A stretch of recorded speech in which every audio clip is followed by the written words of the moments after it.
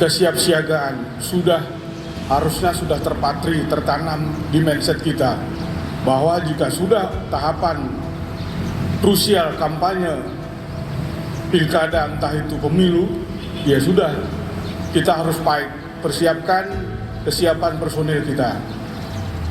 Yang ikatan pribadi sesuai dengan sprint, berbuat apa dan bertanggung jawab kepada siapa, laksanakan itu dengan sepenuh hati dan tulus.